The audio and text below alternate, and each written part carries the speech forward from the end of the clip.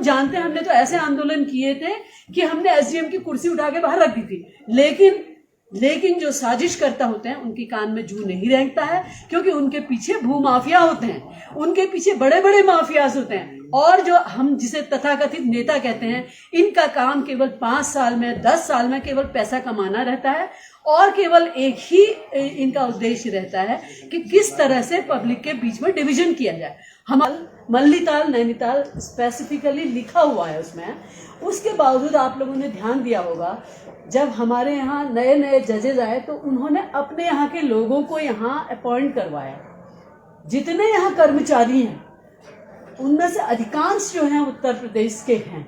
हमारे क्या पहाड़ी बेरोजगार नहीं थे?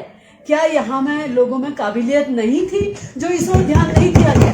लेकिन दूसरी ओर एक बना हुआ सेटअप जिसमें अरबों रुपया लगा हुआ, उस सेटअप को डिस्टर्ब करने के लिए ये कोई ऐसी प्लानिंग नहीं है, ये बहुत बड़ा षड्यंत्र है। और आप लोगों को याद होगा, मुलायम सिंह यादव ने अपना मुजफ्फरनगर कांड करवाया, तब कहा कि मैं किसी पहाड़ वहाड़ को नहीं जानता। तो उस समय हम लोगों ने 44 दिन तक धरना दिया था, आपको याद होगा, वकीलों ने, डिस्ट्रिक्ट कोर्ट के वकीलों ने 44 दिन तक धरना दिया था, केवल इस बात के लिए कि उत्तराखंड राज्य हो और या तो राजधानी या हाईकोर्ट हमें नैनीताल में दी जाए। क्योंकि दो प्रमुख शहर हैं, आप देहरादून और नैनीताल, क्योंकि गढ़वाल से देहरादून नज़दीक पड़ता है, नैनीताल इधर पहाड़ के सारे उसको कवर करता है।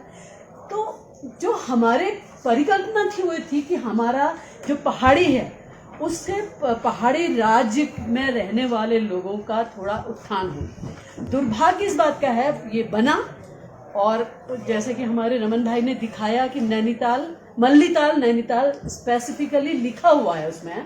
उसके बावजूद आप लोगों ने ध्यान दिया होगा, जब हमारे यहाँ नए नए जजेज आए तो उन्होंने अपने यहाँ के लोगों को यहाँ अपॉइंट करवाया। जितने यहाँ कर्मचारी हैं उनमें से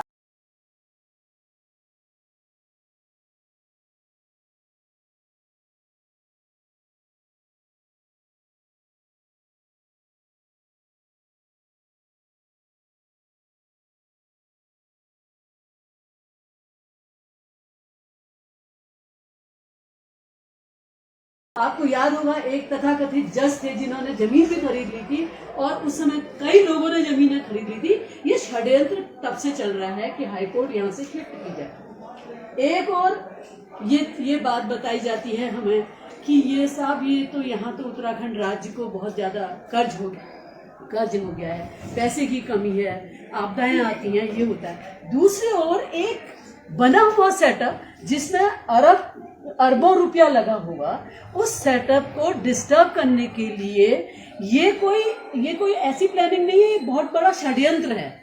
हालांकि हल्द्वानी नैनीताल का पार्ट है, लेकिन जो पहाड़ी की परिकल्पना थी उससे बहुत दूर है। क्योंकि वो जो हमारी ये आप हाईकोर्ट में आते हैं तो आप खुद ही देखते हैं कि कितना शांत वातावरण है, कितनी शांति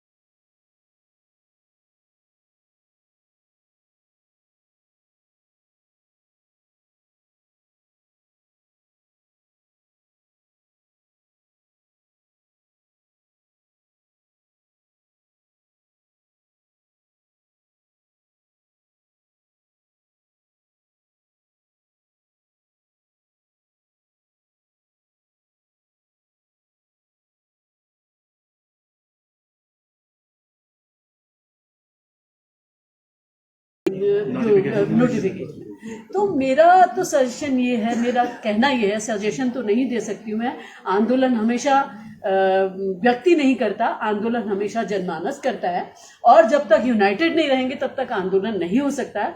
लेकिन इनको कन्विंस करने के लिए कन्विंस किया जाए, नहीं कन्विंस होते हैं तो हमारे पास और कई भी तरीके हैं। हमें तो मरने से डर है नहीं, किसी बात का डर है नहीं।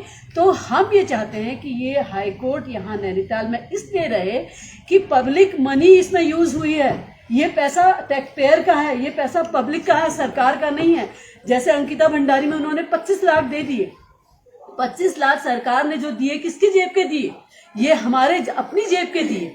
तो ये जो इस तरह के अपराधी लोग होते हैं, इनकी संपत्ति कुर्क करके इस तरह के देना चाहिए। लेकिन साथ में इस समय जो ज्वलंत मुद्दा है कि वो हाईकोर्ट शिफ्ट होनी चाहिए या नहीं होनी चाहिए, मैं इसका घोर विरोध करती हूँ। और मेरा मेरी राय ये है कि हमें इसमें आंदोलन को कुछ तीव्र गति से करना चाहिए, क्योंकि हम यहाँ देख रहे हैं 3-4 दिन से बैठ रहे हैं, लोग मिठाइयाँ बांटने का वो निकाल रहे हैं अखबार में, और ये कह रहे हैं कि 120 लोगों ने दस्तखत कर दिए। इससे फर्क नहीं पड़ता है। फर्क ये पड़ता है कि ये हमारे बीच में डिवीजन करने वाले कुछ साजिशकर्ता घुसे हुए, और इससे कन्विंस गवर्नमेंट लेवल पे भी होना चाहिए, डेलीगेशन जाना चाहिए, मुख्यमंत्री से भी, कानून मंत्री से भी, और सेंटर के मिनिस्टर से भी, जो आप तो जानते हैं, तो उनसे भी मिलना चाहिए। भाई क्यों शिफ्टिंग हो जब आपके पास पैसा नहीं है? आपके पास सारे साधन यहाँ उपलब्ध हैं, जजेस की बड़ी बड़ी कोठियां हैं, बड़ी बड़ी गाड़ियां हैं, और कर्मचारियों के आवास बने हुए हैं। वकीलों ने एक हद तक 22 साल में अपने को सेट कर लिया है और कर रहे हैं, संघर्षरत हैं अभी भी नए न्यू कमर्स। तो क्या जरूरत, कौन सी ऐसी बात आ गई कि आपको एक नई जमीन तलाश हो गई, एक नया स्ट्रक्चर बनाने की जिज्ञासा पैदा हो गई?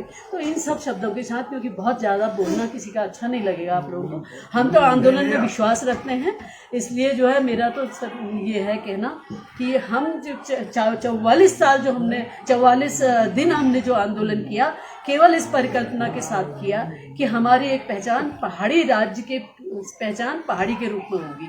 यहाँ से कहीं से भी जाओ, हम एट नैनीताल जब कहते हैं तो हम बड़ा फख्र महसूस करते हैं, या देहरादून, तो उससे बड़ा फख्र महसूस होता है। हल्द्वानी को जानता कौन है? हल्द्वानी से मेरा डिफरेंस नहीं, मैं तो हल्द्वानी से डेली आ रही हूँ।